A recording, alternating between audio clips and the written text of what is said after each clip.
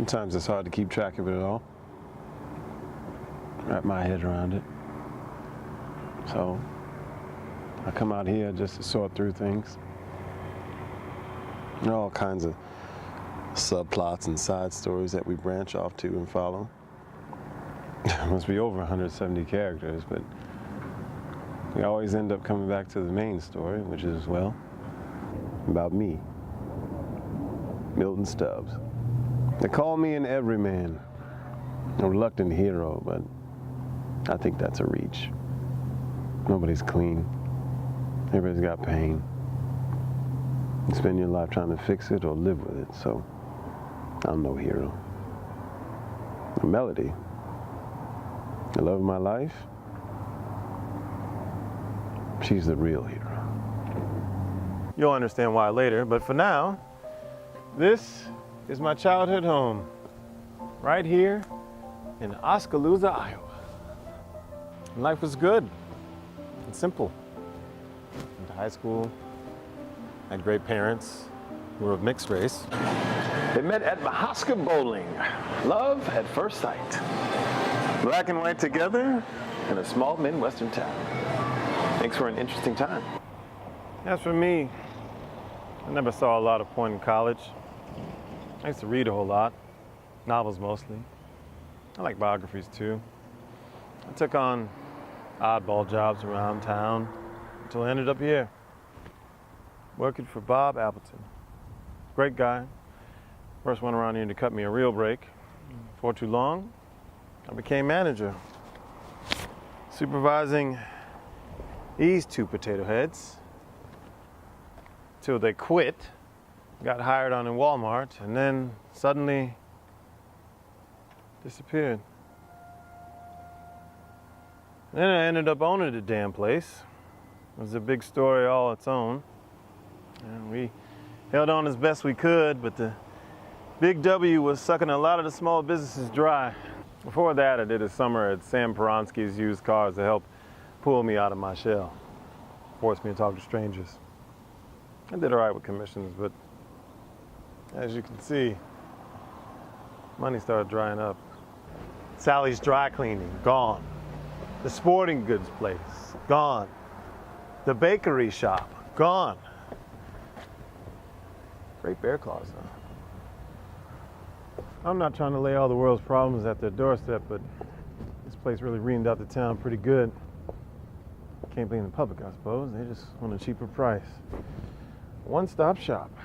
So that brings us back to Milty's Tires, which I took over after Bob passed away unexpectedly. He said he'd leave this place to me one day. Pretty sweet, huh? I hate being called Milty, but I figure it's all about branding, right? And then time went on and something came over me. I just knew something was the matter. Something wasn't right. Like a big hole was in my life. I figure everybody's broken in some way, right? And then one morning at the diner, where I always go before I go into the shop, I sort of snapped. News spread around town. I knew that I had to leave. I knew it was time. So one day I gathered up all my stuff, my dog Skip, hopped in my old GMC. You've seen it before. Nice, isn't she? And I pointed her nose west, away from town, away from everything and everyone I had ever known. I just had to get away, headed towards out there somewhere. I had to go.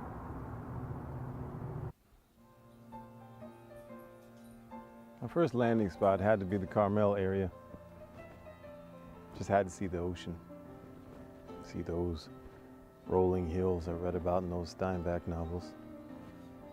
I landed a job at a winery, which made sense since I took that wine appreciation class at the Pepper Tree Inn in Oskaloosa on Tuesday nights, which is where I met Patricia Gleason. But that matchup didn't last more than 2 minutes. She's a nice girl and all, but we just went out the one time. It wasn't the easiest thing growing up in that town. Being a part of 3% of black folks. Everybody having this image of you. What you're supposed to be, what box you're supposed to fit into, according to them. All this while trying to date, which is usually a disaster. But it wasn't so much about dating as much as it was about finding somebody. Having a life, you know?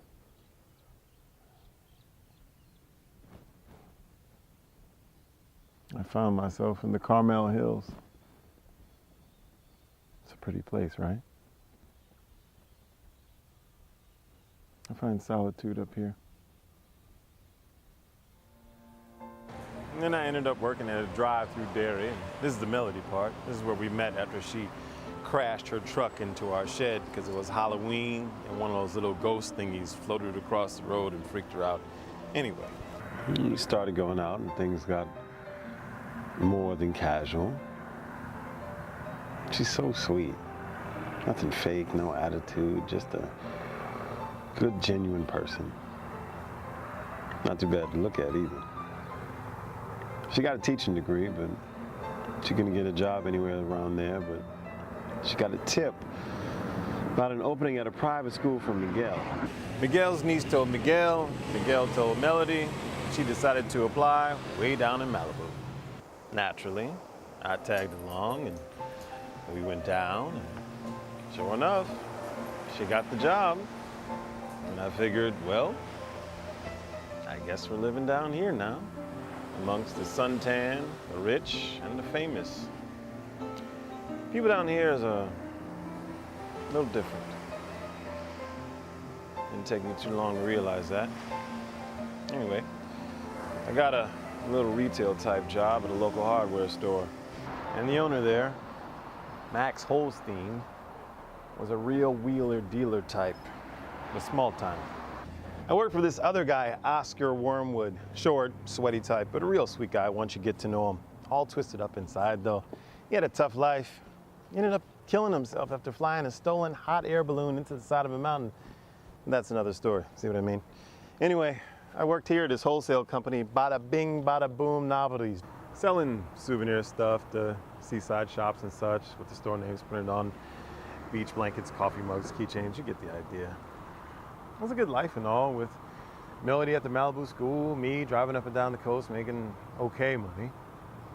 Mel said I need to get involved in the community to combat my natural shyness, so I joined a local stage company for scene study.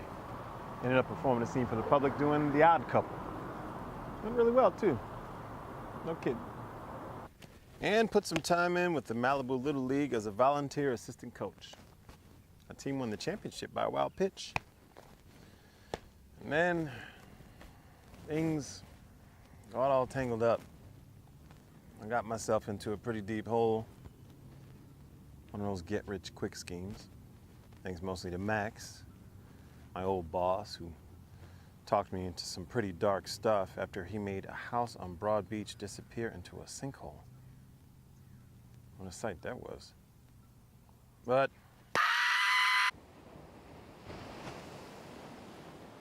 something started to eat me up again. From inside, you know? So to get out of it, I escaped. I stole a kayak and pretended I drowned. Offshore, right here. You should have seen it. Well, I guess you will. Not something I'm too proud of. Definitely a dumb idea, that is a fact. But I pulled this stunt to get the attention off of me. for Mel. And then I raced up this road to get away, but it only made it 10 times worse. I got hunted by the sheriffs and the lifeguards, if you can believe that. I ended up getting arrested in an orchard in Fillmore where I was hiding out by this nervous, balding cop, Sergeant Thoreau Angel, with the gun pointed right in my face. I almost became another statistic. Anyway, Mel came by the jail to bail me out with an actor friend of mine from the theater who I did the show with.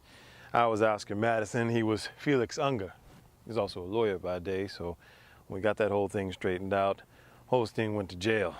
Anyway, things got better for us, but we knew we had to move.